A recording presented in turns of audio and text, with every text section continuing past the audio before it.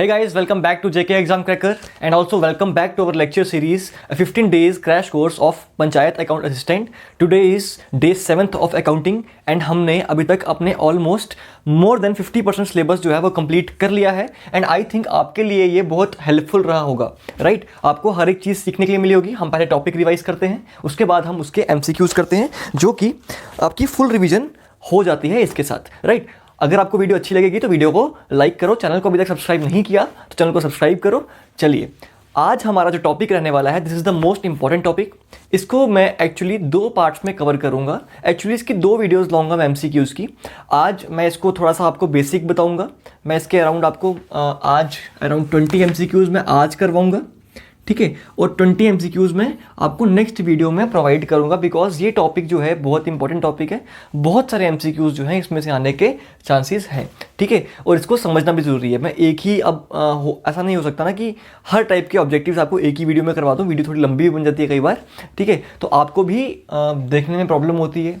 कई बच्चों का इतना स्टेमिना नहीं होता कि ज़्यादा देर तक कैमरे के सामने बैठ पाएँ, ठीक है, और साथ में कुछ बच्चे बोलते हैं कि सर आपकी स्पीड भी थोड़ी तेज़ है, तो चलो स्पीड थोड़ी सी स्लो कर लेते हैं आपके लिए. And according to my calculations हमारे पास अभी अराउंड आज 29th है.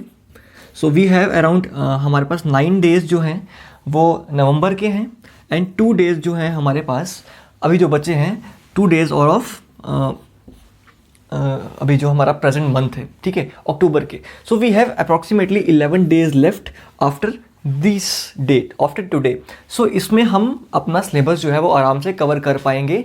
इवन जो टॉपिक्स हमने छोड़े थे जैसे पार्टनरशिप अकाउंट के जो मैंने एक्चुअल लेक्चर की बात कर रहा हूँ मैं, जो मैंने एक्चुअल लेक्चर में पार्टनरशिप नहीं करवाया और मतलब करवाया है, स्टार्ट किया था, उसमें कैपिटल एंड हमारा fluctuating account, capital and current account के बीच में मैं मतलब वहाँ पे छोड़ दिया था मैंने आपको, ठीक है. देन हमने ये कोर्स स्टार्ट किया तो वो भी हम अच्छे से कवर कर लेंगे. We have enough. चलिए आज के टॉपिक से स्टार्ट करते हैं. Final accounts. So what are final accounts?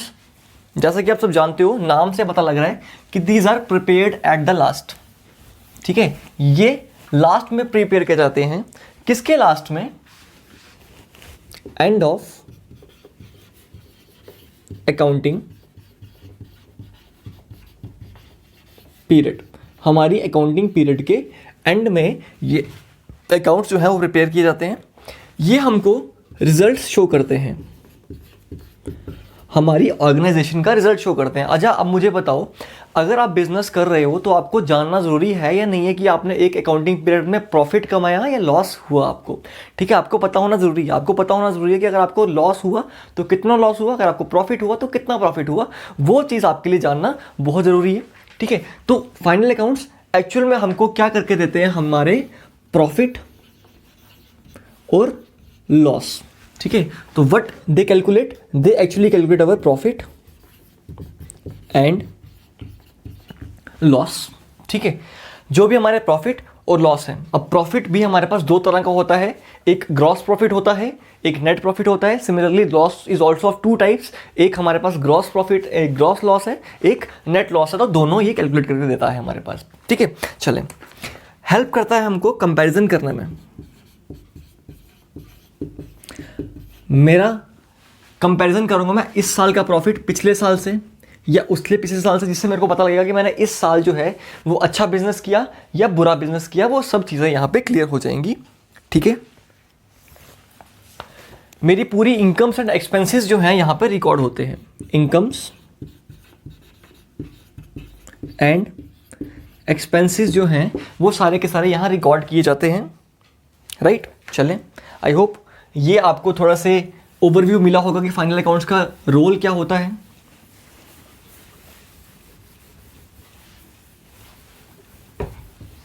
चलो भाई आगे देखते हैं. अगर मैं फाइनल अकाउंट की बताऊं ना बात आपको, तो उसमें हमारे पास एक्चुअली 3 टाइप्स होते हैं, ठीक है. देयर आर एक्चुअली 3 स्टेटमेंट्स या 3 कैटेगरीज अंडर फाइनल अकाउंट्स.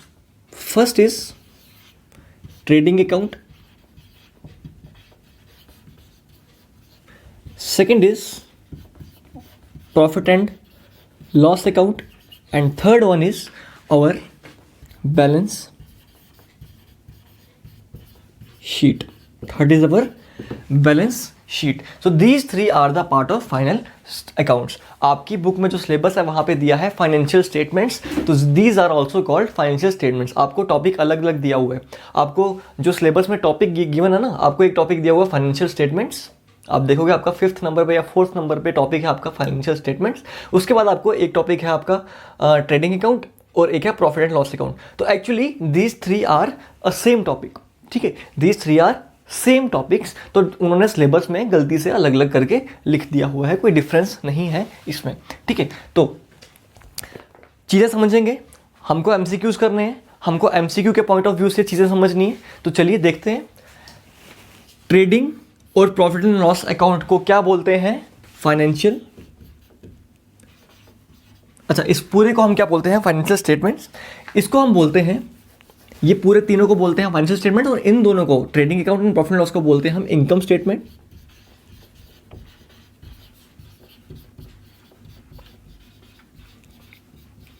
ठीक है, और बैलेंस शीट को क्या बोलते हैं हम? बैलेंस शीट का दूसरा नाम क्या है? ये हमको बताती है हमारी फाइनेंशियल पोजीशन, ठीक है, financial position on fixed date. That means ये एक फिक्स्ड डेट पे बनाई जाती है। बैलेंस शीट जो है ये एक फिक्स्ड डेट पे बनाई जाती है। अभी आगे और पढ़ेंगे इसके बारे में डिटेल में, घबराने की जरूरत नहीं है, थोड़ा थोड़ा ओवरव्यू दे रहा हूं मैं आपको। और इनकम स्टेटमेंट जो है हमारी, ये at the end of period बनाई जाती है। This is made at the end of period. इतनी चीजें आपको समझ में आ गई होंगी आई थिंक, कोई दिक्कत नहीं होगी आपको इसमें। अब एक एक करके इन सबको समझते हैं, थोड़ा मोटा मोटा समझेंगे ऊपर ऊपर से, ठीक है, क्योंकि ज़्यादा डिटेल में जाने की जरूरत नहीं है।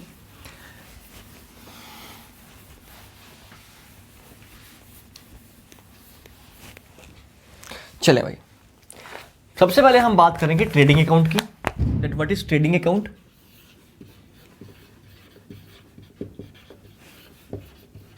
What is trading account? ठीक है, तो ट्रेडिंग अकाउंट की अगर मैं बात करूं, ये होता है हमारा मेंट ओनली फॉर गुड्स।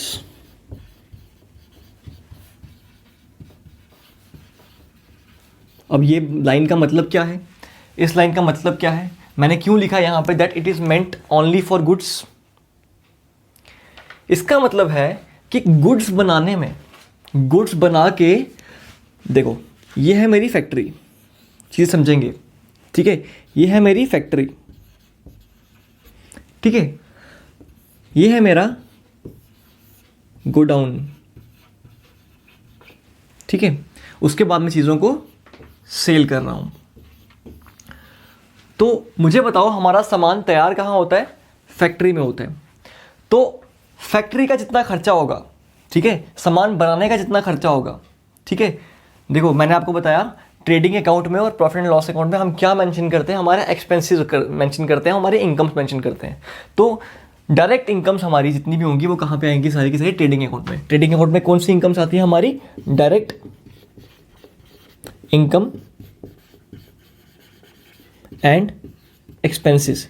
जितने भी डायरेक्ट इनकम और एक्सपेंसेस होते हैं वो कहाँ पे आते हैं हमारे पास निकल के? ट्रेडिंग अकाउंट में। और डायरेक्ट एक्सपेंसेस होते क्या है, या इनकम होती क्या है?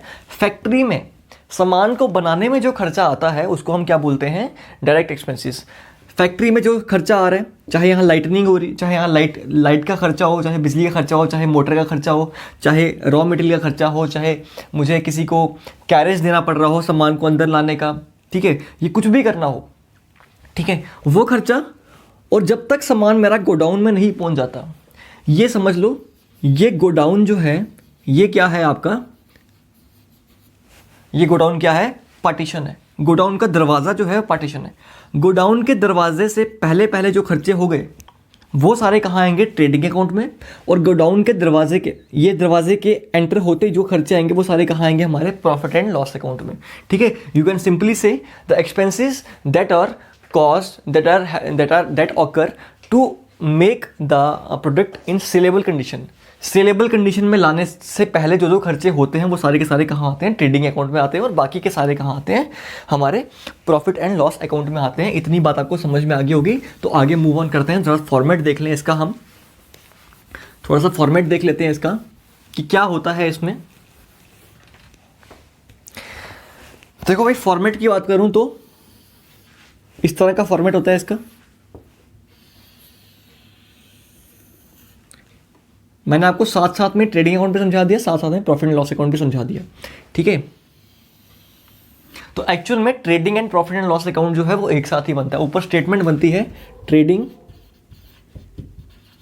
And profit loss account for, ठीक है, ईयर एंडेड या फॉर पीरियड एंडेड, ठीक है। यहां पे आते हैं हमारे पर्टिकुलर्स,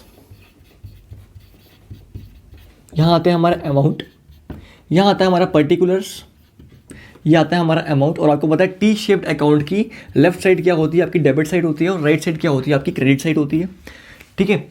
तो सबसे पहली एंट्री, सबसे पहले हम क्या बनाते हैं, ट्रेडिंग अकाउंट बनाते हैं। सबसे पहले हम क्या बनाते हैं, ट्रेडिंग अकाउंट बनाते हैं। तो ट्रेडिंग अकाउंट में सबसे पहले लेता हूँ सेल्स। सेल्स मेरी इनकम है, ठीक है, सेल मेरी इनकम है कि नहीं है। तो सेल अगर मेरी इनकम है तो इनकम को क्या करते हैं हम, डायरेक्ट इनकम है ये, तो इनकम को हम क्या करते हैं, क्रेडिट करते हैं। तो क्रेडिट वाली साइड क्या आ जाएगी, इनकम आ जाएगी, ठीक है। तो सेल वाली साइड क्या है, सेल क्या है हमारी, मैं मान लेता हूँ मेरी सेल कितनी है भाई, यहीं का एग्जांपल ले लेते हैं, 12,000 सेल है। लेस क्या करूँगा इसमें से, क्या, रिटर्न, जो मेरी सेल रिटर्न हो रही है वो इसमें से लेस करूँगा, कितनी, 2,000। तो मेरी सेल कितनी आ गई भाई, बाहर निकल के 10,000 रुपये, 10,000 की आ गई मेरी सेल आ गई, ठीक है। फिर मैं यहाँ पे अपने डायरेक्ट एक्सपेंसेस लिखूंगा। डायरेक्ट एक्सपेंसेस मैंने आपको बताया वो वाले एक्सपेंसेस जो फैक्ट्री, जो गोडाउन के गेट से पहले पहले जो खर्चे हो जाते हैं। चाहे अब देखो, अगर आप कहोगे कि सर अगर किसी का मैन्युफैक्चरिंग का बिजनेस नहीं है तो वो क्या करे, तो बस सिंपल सी बात है, गोडाउन होता है ना, गोडाउन, होलसेलर से गोडाउन पे लाने तक, होलसेलर से जो सामान ला रहे हो वो गोडाउन में लाने तक का खर्चा सारा का सारा कहाँ आपका आता है, ट्रेडिंग अकाउंट में। और गोडाउन के गेट, गोडाउन में जैसे पहुंच गया उसके बाद का खर्चा जो है वो सारा का सारा कहाँ आता है, प्रॉफिट एंड लॉस अकाउंट में। सिंपल सी बात, राइट। चलो देखिए यहाँ पे सबसे पहली चीज़ क्या आती है, to opening stock. Opening stock में मान लेता हूँ कितनी है मेरी, 2,000, ठीक है। फिर आती है मेरे पास परचेजेस, ये भी मेरा कौन सा एक्सपेंसेस है, डायरेक्ट एक्सपेंस है। कितनी परचेज मान रहा हूँ मैं अपनी, परचेज मान रहा हूँ मैं अपनी 10,000। लेस करूँगा यहाँ से, अगर कोई मैंने रिटर्न कर दिया हुआ तो कितना रिटर्न कर दिया मैंने, 1,000 रिटर्न कर दिया, तो यहाँ बाहर निकल के आ गया 9,000 रुपये, ठीक है, 9,000 बाहर आ गया, ठीक है। बात समझ में आ रही है। अब मैं यहाँ पे क्या करूँगा, डायरेक्ट एक्सपेंस करूँगा माइनस, डायरेक्ट एक्सपेंसेस करूँगा माइनस यहाँ से। जब डायरेक्ट एक्सपेंसेस माइनस करूँगा यहाँ से तो मेरे पास क्या आएंगे, डायरेक्ट एक्सपेंसेस में क्या क्या आएगा मेरे पास, वेजेस आ जाएंगी। वेजेस क्या होती हैं, कैरेज इनवर्ड, ठीक है। जो देखो, एक सैलरी होती है, एक वेजेस होती है। सैलरी जो होती है वो आपकी प्रॉफिट एंड लॉस अकाउंट में आती है, वेजेस जो होती है वो आपकी ट्रेडिंग अकाउंट में आती है। सिंपल सी बात है, वेजेस कहाँ आती है, ट्रेडिंग अकाउंट में, सैलरी जो होती है प्रॉफिट एंड लॉस अकाउंट में आती है, राइट। ऐसे अगर वीडियो पसंद आ रही है, कुछ सीखने के लिए मिल रहा है, तो वीडियो को लाइक करो, सब्सक्राइब करो चैनल को, और ज़्यादा से ज़्यादा शेयर करो ताकि हमारा ये कोर्स जो है वो और भी लोगों तक पहुंच पाए, राइट। आपके पास थोड़े ही दिन रह गए प्रिपरेशन के लिए, तो दिल से प्रिपरेशन करो। अब हम पूरा साथ दे रहे हैं आपका, हम दिन रात मेहनत कर रहे हैं आपके लिए क्वेश्चन बनाने में, आपके लिए क्वेश्चन अरेंज करने में, पूरा कंटेंट अरेंज करने में, आपके लिए वीडियो एडिट करनी पड़ती है, तो there is a lot of work, ठीक है। सो कोऑपरेट विद अस, हमें भी थोड़ी सपोर्ट करो और वीडियो को लाइक करो, चैनल को शेयर करो, ठीक है। चलो आगे देखो, फ्रेट, ठीक है। इस तरह के जितने भी खर्चे होते हैं हमारे, मान लेता हूँ ये मेरे पूरे खर्चे कितने आ गए, ये मान लेता हूँ मेरे पूरे खर्चे आ गए 2,000 रुपये, ठीक है। और बची हुई चीज़, क्लोजिंग स्टॉक कहाँ पे आती है सारी, बाय क्लोजिंग स्टॉक, वो कितनी होती है मेरी, क्लोजिंग स्टॉक होती है, क्लोजिंग स्टॉक कितनी है मेरी, ये मान लो मेरी क्लोजिंग स्टॉक है 15,000, सॉरी 15,000 नहीं 5,000। तो मैं अब इसको बैलेंस करूँगा, बैलेंस ऐसे करते हैं, ठीक है। ये कितना आ जाएगा मेरा 15,000, और ये कितना आ जाएगा मेरा 15,000। दोनों साइड बैलेंस होनी चाहिए, बड़ी साइड ये है, छोटी साइड ये है। तो यहाँ पे क्या करूँगा मैं, to gross profit transferred to profit and loss account. Gross profit जो है वो ट्रांसफर हो गया कहाँ पे, प्रॉफिट एंड लॉस अकाउंट में, ठीक है। तो ग्रॉस प्रॉफिट कितना आ गया हमारा, 15 में से मैं 9 माइनस करूंगा, 11 माइनस करूंगा, 13 माइनस करूंगा, तो 2000 क्या हो जाएगा मेरा, 2000 मेरा ग्रॉस प्रॉफिट आ जाएगा। इसको मैंने कहाँ करना है अब, इसको देखो, इसको मैंने ट्रांसफर करना है कहाँ पे, प्रॉफिट एंड लॉस अकाउंट में। एक और चीज़, इसको अगर आप सिंपल सा फॉर्मूला बताओ तो ग्रॉस प्रॉफिट होता क्या है, ग्रॉस प्रॉफिट का एक्चुअल फॉर्मूला अगर मैं सिंपल से बताऊं आपको तो क्या होता है, ओपनिंग स्टॉक, अच्छा ग्रॉस प्रॉफिट का फॉर्मूला निकाल रहे हैं ना हम।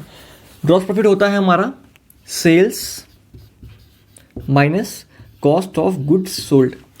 जितनी मेरी सेल हुई है उसमें से मैं कॉस्ट ऑफ गुड्स सोल्ड, जितने का मैंने सामान बनाया या खरीदा वो माइनस कर दूं तो मेरा ग्रॉस प्रॉफिट निकल के आ जाएगा।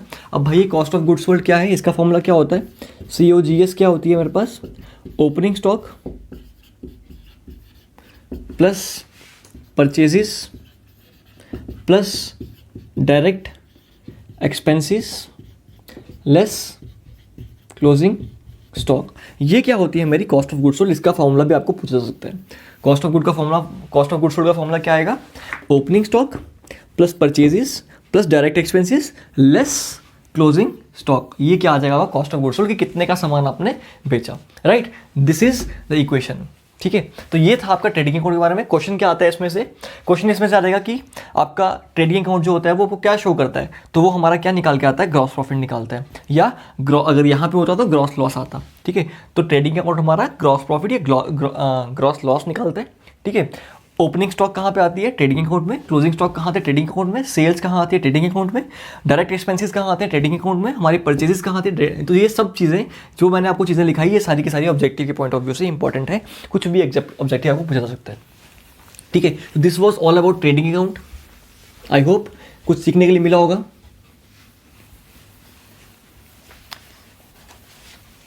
ये उनके लिए भी बहुत ज़्यादा हेल्पफुल रहने वाला है मेरा लेक्चर, जिन्होंने अभी तक ये सीरीज़ जो पूरी मैं बता रहा हूँ ये उनके लिए बहुत बहुत हेल्पफुल रहने वाले, जिन्होंने अभी तक अकाउंटेंसी का कुछ भी नहीं पढ़ा था, ठीक है। देखो, something is better than nothing.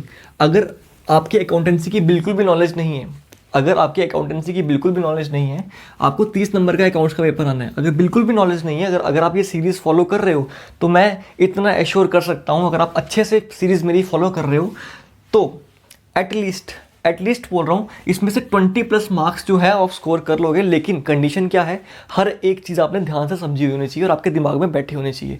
इतना सब कुछ मैं करवा रहा हूँ आपको क्रैश कोर्स में कि मिनिमम मैं बोल रहा हूँ, ठीक है। जो मैं कंसेप्ट सबको क्लियर कर रहा हूँ, देखो क्या है, सिलेबस ही है ना, ठीक है। ऑब्जेक्टिव तो कुछ भी आ सकता है, ठीक है, ऑब्जेक्टिव में कुछ भी आ सकता है, लेकिन मेन चीज़ क्या होती है, कंसेप्ट होती है। इसीलिए मैं हर एक वीडियो की स्टार्टिंग में पहले कंसेप्ट देता हूँ आपको, फिर मैं आपको MCQs करवाता हूँ, ठीक है। मेन चीज़ है क्या, कंसेप्ट। आप देखते हो जब मैं आपको कंसेप्ट सिखाता हूँ वीडियोज़ में, तो उसके बाद MCQs जो है वो 10 मिनट में 20 MCQs कर लेते हैं हम बिना डिस्कशन के, ठीक है। जो होते हैं डिस्कशन वाले वो हम कर लेते हैं। तो इतना मैं आपको एश्योर कर दूंगा कि अगर आप अच्छे से इन सीरीज़ को फॉलो कर रहे हो और अच्छे से चीज़ें देख रहे हो तो 20+ मार्क्स जो हैं वो इस सिलेबस में से आएंगे आपके। ये मैं उनके लिए बोल रहा हूँ जिन्होंने कुछ भी नहीं पढ़ा, ठीक है, जिसमें मैं वर्ड्स, ठीक है। चलो, क्योंकि भाई सारा सिलेबस कवर कर रहे हैं, जो आएगा वो सिलेबस के अंदर से ही तो आएगा, बाहर से थोड़ा ना आएगा, ठीक है। इसके बाद आप मेरे लेक्चर्स देखने के बाद आप क्या करो, आपके पास कोई MCQ की बुक है उसको उठाओ, उसमें से क्वेश्चन प्रैक्टिस करो, ठीक है। उसमें से देखो चीज़ें क्या आ रही हैं क्या नहीं आ रही हैं आपको। और कोई अगर मॉक टेस्ट देखो, मॉक टेस्ट में जो हमारे मॉक टेस्ट हैं उसमें देखो कि आपका क्या स्कोर है। या जैसे आपने आज फाइनल अकाउंट्स पढ़ा तो घर जाके बाद में फाइनल अकाउंट्स की वीडियोज़ देखो, MCQs देखो। उसके बाद आप क्या कर सकते हो, इसके अलावा कोई भी टॉपिक आप पढ़ रहे हो तो उसकी MCQ सॉल्व करो। कोई डाउट्स आ रहे हैं आपको तो उसको पूछो कमेंट बॉक्स में कि सर इस चीज़ में डाउट आ गया, ये क्वेश्चन समझ में नहीं आ रहा, तो मैं आपको यहाँ बैठा हूँ आपके डाउट्स को सॉल्व करने में। आप देखोगे कि मैक्सिमम क्वेश्चंस के मैं रिप्लाई कर देता हूँ, ठीक है। जितने भी आप लोगों ने कमेंट्स किए तो मैं मैक्सिमम के रिप्लाई कर देता हूँ। स्टिल कुछ रह जाते हैं तो वो भी मैं कर दूंगा, बिकॉज आप जानते हो कि पूरा दिन ऑक्यूपाइड रहता है। हमको वीडियोज़ बनाने का रात को टाइम लगता है। अभी भी काफ़ी रात हो रही है जब मैं वीडियो शूट कर रहा हूँ आपकी 29 डेट की। सो चलिए, then is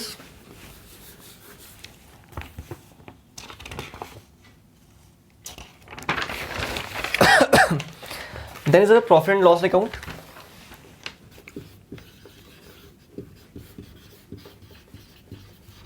profit and loss account की बात करूं तो इसमें क्या चीज़ें आती हैं, इसमें आती हैं आपकी जितने भी इनडायरेक्ट एक्सपेंसेस होते हैं. फॉर्मेट इज सेम, बिल्कुल सेम फॉर्मेट है. एक्चुअली उसी की एक्सटेंशन होती है. देखो समझ लो कि ये आपका ट्रेडिंग अकाउंट यहाँ था, तो यहाँ पे आपका 2 ग्रॉस प्रॉफिट 2000 आ गया आपका. यहाँ पे हमने ट्रेडिंग अकाउंट ख़त्म किया था. ठीक है, आपका बैलेंस आया था 15,000 रुपये. ठीक है, आपका ग्रॉस प्रॉफिट आ गया ये. अब ग्रॉस प्रॉफिट आपने ट्रांसफर किया प्रॉफिट एंड लॉस अकाउंट में, तो ये क्रेडिट साइड है आपकी, ये डेबिट साइड है आपकी. ठीक है, सो यहाँ पे क्या आएगा आपका, अब आपने नया अकाउंट बनाना स्टार्ट किया यहाँ पे, इसको आप क्या बोलोगे, प्रॉफिट एंड लॉस अकाउंट. तो सबसे पहले क्या आएगा, by profit carry down. Profit जो आपने कैरी डाउन किया कितना,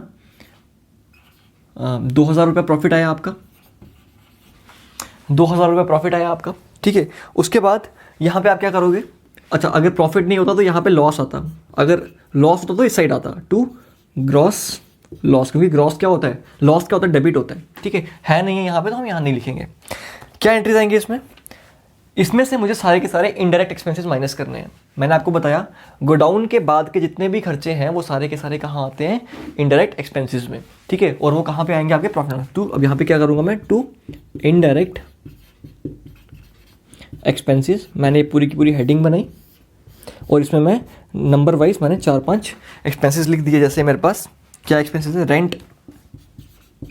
रेंट आ रहा है. ठीक है, मैंने रेंट पे कर दिया, मैंने सैलरीज पे की. ठीक है, मैंने कमीशन पे की. ठीक है, तो आप मान लो और भी मैंने 2-3 एक्सपेंसेस पे कर दिए, आपने टैक्स पे कर दिया, और भी चीज़ें पे कर दी. तो ये पूरा का पूरा कितना आ गया मेरे पास, ये मेरे पास 1500 रुपये आ गए. ये 1500 रुपये मेरा खर्चा आ गया.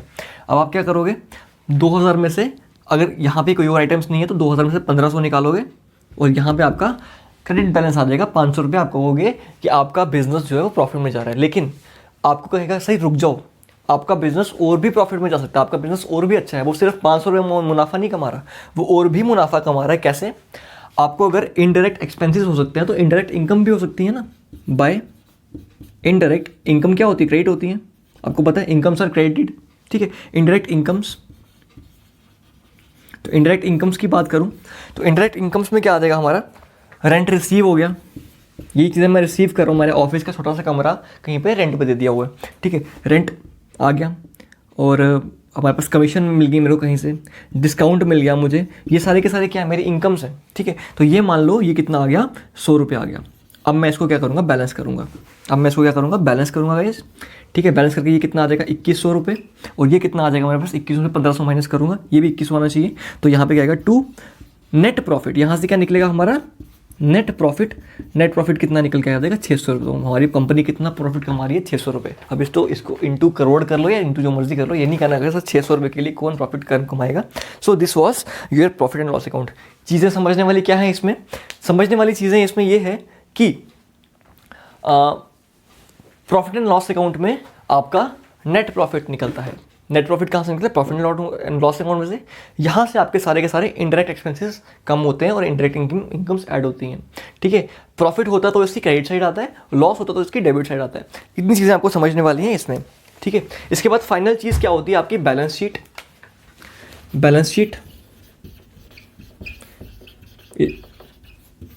ठीक है, देखो इसमें एक और क्वेश्चन हो सकता है, profit and loss account is prepared dash. तो हम क्या करेंगे, at the end of the period के एंड में प्रिपेयर किया जाता है. और बैलेंस शीट जो होती है वो हर साल एक पर्टिकुलर डेट पे प्रिपेयर की जाती है.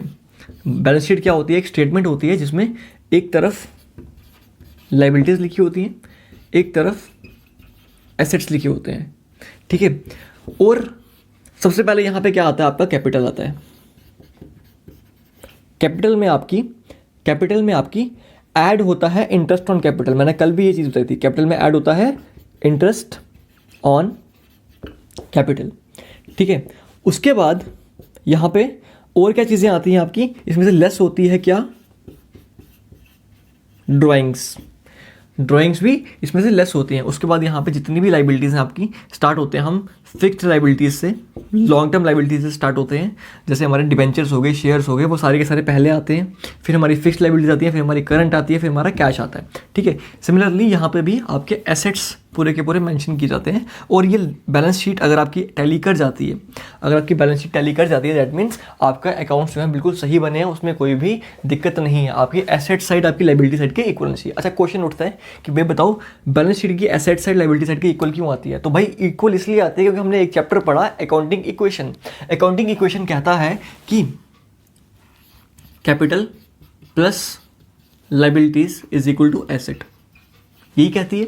तो ये रहे हमारे एसेट, ये रही हमारी कैपिटल, और ये पूरी रही हमारी लाइबिलिटीज़। ठीक है, तो एसेट्स किसके इक्वल आएंगे? कैपिटल प्लस लाइबिलिटीज, इसलिए हमारी स्टेटमेंट ये जो है वो इक्वल आती है। कोई डाउट तो पूछो, कोई डाउट नहीं है तो वीडियो को लाइक करो, शेयर करो, सब्सक्राइब करो और फैला दो वीडियो को।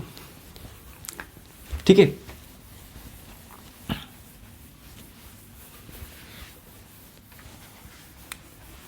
लास्ट वीडियो में मैंने एम रखा था 500 लाइक्स का। वेरी थैंकफुल टू यू कि आपने मेरी इज्जत रख ली और वो आपने टारगेट अचीव करवाया। सो आज एक काम करते हैं, आज एक थोड़ा सा टारगेट को बढ़ाते हैं और 700 लाइक्स का एम करते हैं इस पर। ठीक है, 700 लाइक्स का एम करते हैं और देखते हैं कि ये टारगेट हम अचीव कर पाते हैं या नहीं कर पाते हैं। मैं देखता हूँ कि मुझे स्टूडेंट्स का कितना साथ मिल रहा है। ठीक है, चलिए आइए तो डायरेक्टली आते हैं MCQs के ऊपर। Trading account is prepare to find out. Trading account prepare किया जाता है, क्या फाइंड आउट करना है? तो आपको अब पता है बिना ऑप्शन देखे कि ये ग्रॉस प्रॉफिट या लॉस फाइंड आउट करने के लिए हेल्प होता है। तो पहले का आंसर है ए। सेकंड वाले की बात करूं तो second is opening stock is. Opening stock को हम क्या करते हैं? तो आपने जब ट्रेडिंग अकाउंट बनाया, ठीक है, तो जब मैंने आपको ट्रेडिंग अकाउंट का फॉर्म बताया तो यहाँ पे क्या किया? To opening stock.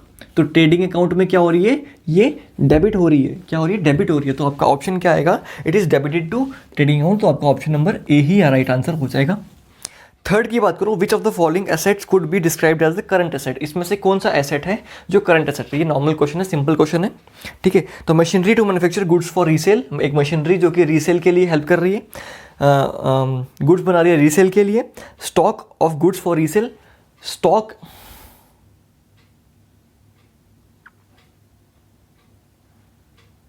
Of good for resale.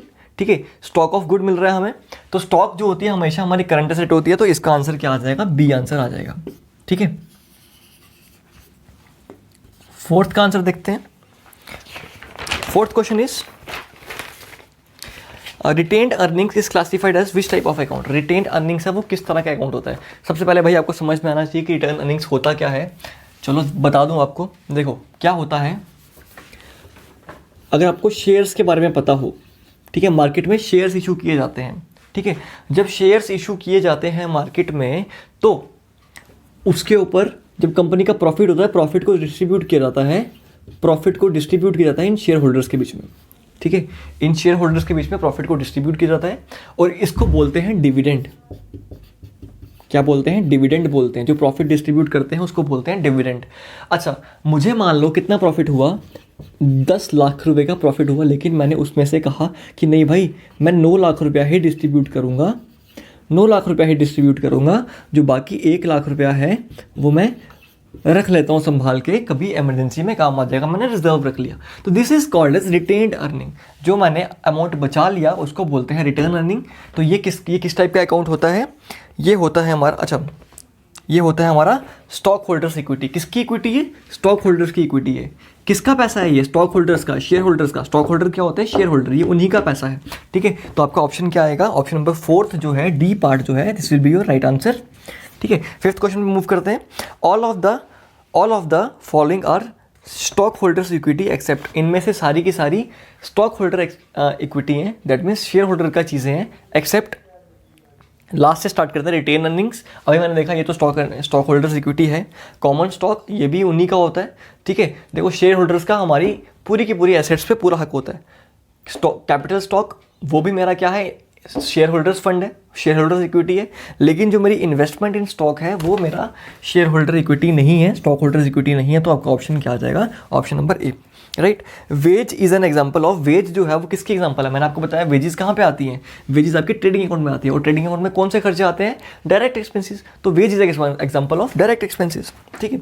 Direct expenses आपका ऑप्शन नंबर सी जो होगा राइट आंसर हो जाएगा, ठीक है। क्वेश्चन नंबर 7 की बात करते हैं।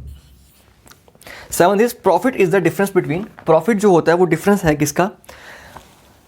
Assets and liabilities. एसेट्स और लाइबिलिटीज का डिफरेंस प्रॉफिट होता है? नहीं भाई, एसेट्स और लाइबिलिटीज का डिफरेंस क्या होती है? कैपिटल होती है, ठीक है। एसेट्स एंड इक्विटीज, एसेट्स और इक्विटीज का डिफरेंस तो लाइबिलिटी होती है, ठीक है। Assets purchase with cash contributed by the owner, assets जो कि मैंने परचेज किए हैं कैश से, that means capital, and the cash spent in the two operate the business. कह रहा है कैपिटल माइनस ऑपरेटिंग बिजनेस, तो ऐसा ऑपरेटिंग एक्सपेंसेस नहीं, ऐसा भी नहीं होता, ठीक है। तो बचा मेरे पास लास्ट ऑप्शन, एक बार पढ़ लेते हैं इसको। The assets received for goods and services and amounts to use to provide the goods and services, ठीक है। प्रॉफिट क्या होता है मेरा? उन एसेट्स का difference, the assets received for goods and services and amounts use to provide the goods and services. तो fourth option जो होगा वो आपका राइट आंसर हो जाएगा, ठीक है। एक बार इसको देख लो। The assets received for goods and services, assets जो हैं जो गुड्स एंड सर्विसेज के लिए रखे होते हैं मैंने, उनका डिफरेंस, और अमाउंट जो कि मैंने प्रोवाइड किया गया होता है, जो मैंने प्रोवाइड किया है गुड्स एंड सर्विसेज के लिए, ठीक है, उसका डिफरेंस जो होता है हमारा प्रॉफिट होता है, ठीक है। चलो ऑप्शन नंबर डी जो है राइट आंसर हो जाएगा।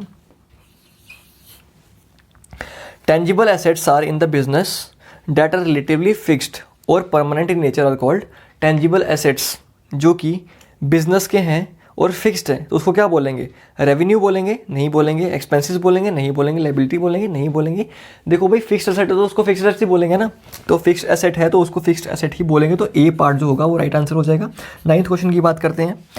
9th question is profit and loss account would not include, profit and loss account में क्या नहीं आता इसमें से? तो देखो, सैलरीज मैंने आपको बताया इनडायरेक्ट एक्सपेंस से आता है, ड्राइंग्स हमने कहीं नहीं देखा, हमने प्रॉफिट एंड लॉस अकाउंट का फॉर्मूला बताया, ना ये डायरेक्ट एक्सपेंस है ना ये इनडायरेक्ट एक्सपेंस है, ये हमारा दूसरा ये एक्सपेंस है हमारा कैपिटल एक्सपेंस है, ठीक है, तो वो यहाँ पे नहीं आता, ठीक है। रेंट रिसीव हमारी कैपिटल इनडायरेक्ट इनकम है, और कैरेज आउटवर्ड्स जो है मेरा इनडायरेक्ट एक्सपेंस है, तो हमारा जो ऑप्शन बी होगा this will be my right answer, right. चलो भाई, देखो भाई, लाइक्स कर दो, 700 लाइक का एम रखा है मैंने, 700 लाइक्स, देखते हैं आप पहुंचाते हो कि नहीं पहुंचाते हो। 10th क्वेश्चन पे आते हैं।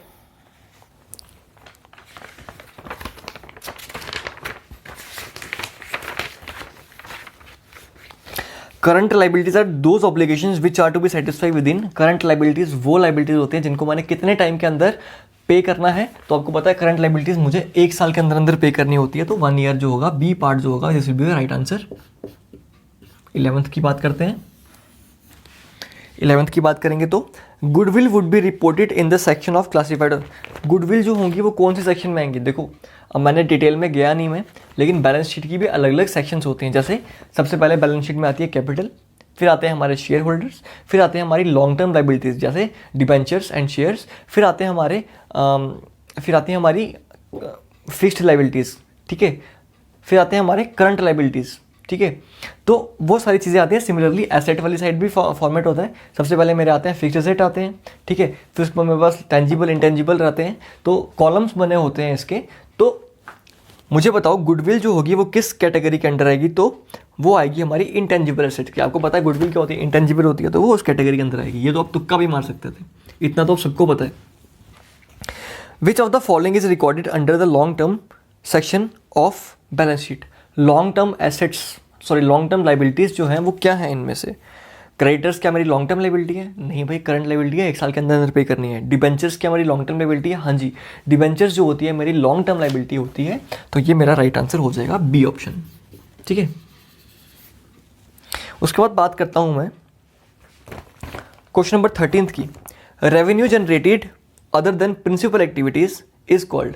प्रिंसिपल एक्टिविटीज़ क्या होती हैं? जैसे मेरी अगर कोई टायर की शॉप है, तो टायर को बेचने से जो मैं प्रॉफिट कमा रहा हूँ वो मेरा प्रिंसिपल, अगर मैं टायर्स को बेच रहा हूँ वो मेरी क्या है, प्रिंसिपल एक्टिविटीज़ है। लेकिन मुझे कहीं आगे पीछे से कोई और कमीशन आ गई, वो मेरी बिजनेस एक्टिविटी नहीं है, ठीक है। कहीं और से मेरे पास इनकम आ रही है, रेवेन्यू आ रहा है, तो उसको हम क्या बोलेंगे? उसको बोलेंगे हम इनकम बोलेंगे? नहीं। उसको हम प्रॉफिट बोलेंगे? नहीं, प्रॉफिट भी नहीं बोलेंगे। उसको हम अदर इनकम बोलेंगे? तो हाँ जी, उसको हम क्या बोलते हैं? अदर इनकम बोलते हैं। तो 13th का राइट आंसर जो होगा वो क्या आएगा आपके पास? Option C. बात करते हैं 14th की। When opening stock is given in trial balance, जब ओपनिंग स्टॉक होती है ट्रायल बैलेंस में, वो किसको इफेक्ट करेगी? अच्छा, ओपनिंग स्टॉक अगर ट्रायल बैलेंस में है तो वो कहाँ पे एंटर होगी भाई? ठीक है। अच्छा, एक और चीज़, जो भी हमारी चीज़ें प्रॉफिट एंड लॉस में और ट्रेडिंग अकाउंट में मेंशन कर रहे हैं ना, ये कहाँ से उठाते हैं? ये हम उठाते हैं ट्रायल बैलेंस से। मैंने आपको बताया था हमारा फॉर्मेट क्या होता है, मैं एक बार रिपीट कर देता हूँ। सबसे पहले जर्नल, ये क्वेश्चन आता है, मैं इसलिए बार बार रिपीट भी कर रहा हूँ। फिर लेजर, फिर लेजर में इसके जो बैलेंसेज होते हैं वो कहाँ पे आते हैं? ट्रायल बैलेंस में आते हैं। और ट्रायल बैलेंस के जो टोटल होते हैं, जो ट्रायल बैलेंस का डेटा है वो कहाँ जाता है? हमारा फाइनल अकाउंट्स में, ठीक है। वो सारा कहाँ जाता है? फाइनल अकाउंट्स में, राइट। चलो भाई, तो कहा गया है कि अगर वो ट्रेडिंग अकाउंट में ट्रायल बैलेंस में अगर ओपनिंग स्टॉक है तो वो कहाँ पे आएगी भाई? वो ट्रेडिंग अकाउंट में आएंगी, हमको पता है, ठीक है। तो ट्रेडिंग अकाउंट में राइट आंसर ए आ जाएगा। Which of the following liabilities are not related to operating cycle? इनमें से कौन सी लाइबिलिटीज हैं जो कि ऑपरेटिंग साइकिल मतलब बिजनेस साइकिल से रिलेटेड नहीं है? वेजेस पेएबल, बिजनेस साइकिल है, वेजेस पे करनी है मुझे। अकाउंट्स पेएबल मुझे क्रेडिटर्स को पे करना है, वो भी मेरी बिजनेस एक्टिविटी है, ठीक है। यूटिलिटीज़ मतलब जो यूज़ कर रहा हूँ चीज़ें मैं उसको पे कर रहा हूँ, वो मेरी बिजनेस एक्टिविटी है। लेकिन बॉन्ड्स क्या होते हैं? मैंने कोई स्पेशल स्कीम्स खरीदी होती हैं, इन्वेस्ट किया होता है मैंने, मुझे कहा गवर्नमेंट बॉन्ड बेच रही है, ठीक है, तो मैंने उसमें इन्वेस्ट कर दिया, ठीक है। अब ज़्यादा डिटेल में नहीं जाऊँगा बॉन्ड्स में मैं, तो काफ़ी लंबा खिंच हो जाएगा ये। एक समझ लो, एक तरह की ये सिक्योरिटी होती है जो कि आपकी एक इन्वेस्टमेंट होती है, जो कि आपके पास डॉक्यूमेंटेड फॉर्म में पड़ी रहती है, ठीक है। जैसे आपकी एफडी होती है वैसे आपके बॉन्ड्स भी होते हैं। तो बॉन्ड्स जो होती है वो आपकी ऑपरेटिंग साइकिल नहीं आता, तो आपका ऑप्शन डी जो होगा वो राइट आंसर हो जाएगा, ठीक है। 16th क्वेश्चन पे आते हैं। 16th is which of the following would not be classified as long term liability? इसमें से कौन सी लॉन्ग टर्म लाइबिलिटी नहीं है? तो इसका आंसर, जैसे कि मैं नॉर्मली बोलता हूँ आपको, मैं आपको 2 क्वेश्चन देता ही हूँ करने के लिए, तो इसका आंसर आपको कमेंट बॉक्स में मेंशन करना है। मुझे बताना है आपको, मैं इस आंसर को टैग कर दूंगा, मतलब आप अभी कमेंट कर दो, जब वीडियो देख रहे हो आप इसको कमेंट करो, और मैं इसको पिन कर दूंगा कमेंट में कि इसका आंसर है क्या, तो आप चेक भी कर सकते हो, ठीक है। उसमें भी कोई डाउट्स हैं तो आप पूछोगे फिर, ठीक है। तो 16th क्वेश्चन का आंसर देना है आपको। 17th क्वेश्चन की बात करूं तो 17th question is which of the following would not set all of the following are property plant equipment? ये जो मैंने नीचे ऑप्शंस दिए हैं इसमें से कोई ना कोई चीज़ प्रॉपर्टी है, कोई ना कोई चीज़ प्लांट है, कोई ना कोई चीज़ इक्विपमेंट है। किसके अलावा? एक्सेप्ट मशीनरी हमारी प्रॉपर्टी है, इक्विपमेंट है।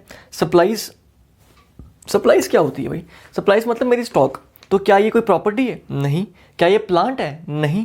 क्या ये कोई इक्विपमेंट है? नहीं। तो सप्लाईज जो होंगी वो मेरी क्या आ जाएगी? Right answer. इसको आप एलिमिनेट भी कर सकते थे ऑप्शन को।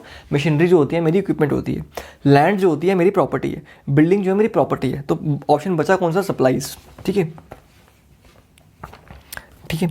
तो ऑप्शन जो होगा आपका 17th का ऑप्शन बी जो होगा ये राइट आंसर हो जाएगा। 18th question, the freight in account. Freight in मतलब कैरेज इनवर्ट, फ्रेट इन मतलब कैरेज इनवर्ट, सामान को लाने का जो खर्चा होता है। एक और इंपॉर्टेंट चीज़ मैं आपको बता दूं, देखो भाई ये बड़ा इंपॉर्टेंट चीज़ है।